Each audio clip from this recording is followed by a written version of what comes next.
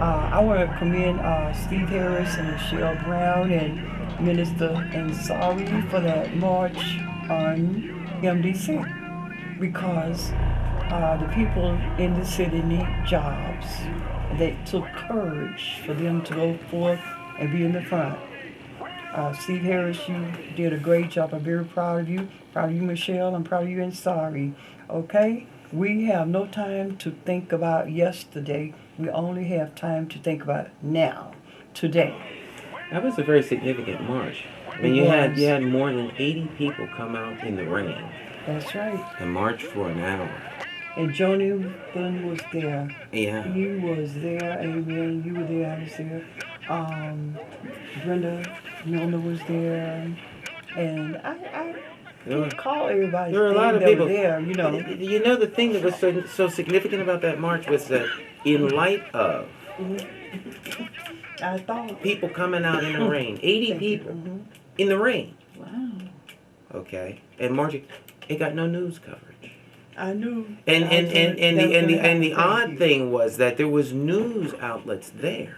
Amen. Okay, so then, you know, being one that's in the press and knowing how the media works, I know that things don't just happen. The crew doesn't go out on their own.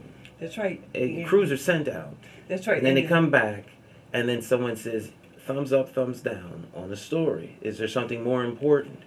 Okay. But I also know that there are ways to influence major media. That's just the way it works. Most people don't understand how the media works.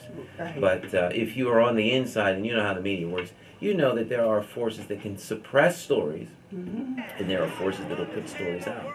That's right. So you'll never see a bad story about Pratt and Whitney engines on a GE owned. I mean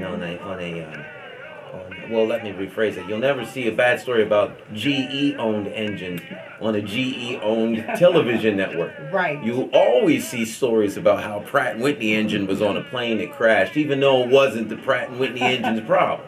Right. And Pratt and Whitney powered 740. You know, no, that's how it always. But you know, NBC has strong ties and interest in controlling from General Electric. So you'll never see, and that's just how it works. And it was on the front page of the Current. What's that? The march. No, it was not. It wasn't on the front page. I don't know who they were talking about. They were talking about that was something else.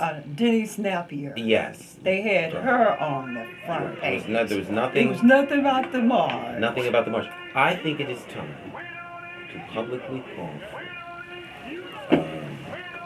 the MDC commissioners to be elected at large.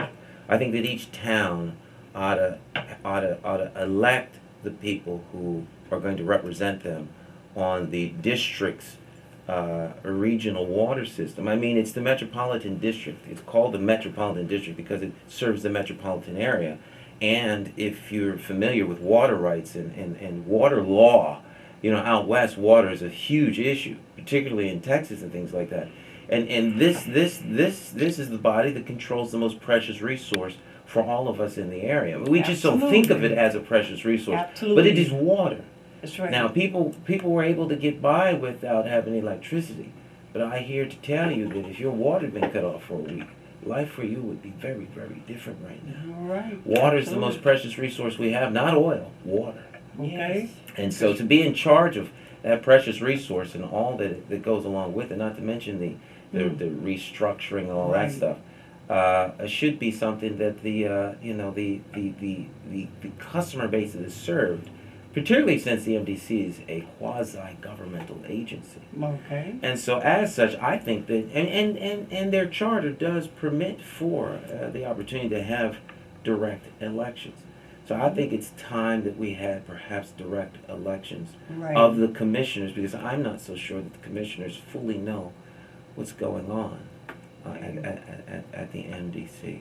And while I'm on the rant and rave here, I think it's also time that the Hartford City Council start doing its job, particularly in the Public Safety Commission. I can't remember the last time the City Council of Hartford actually had a hearing to find out what's going on in a particular department, because the police department, it's time for there to be called a hearing. I don't know how there is this abundant silence within the leadership ranks of Hartford when you pull over the state treasurer That's it. and have her car seized And have her and have walk her 3 car miles towed. home. I mean, the only thing that could make it worse is It's to pull over the outrageous. governor, and you know, he doesn't have the one up, but he has the incognito plate up, and you take his plate and make him walk home. He said, but I am the governor.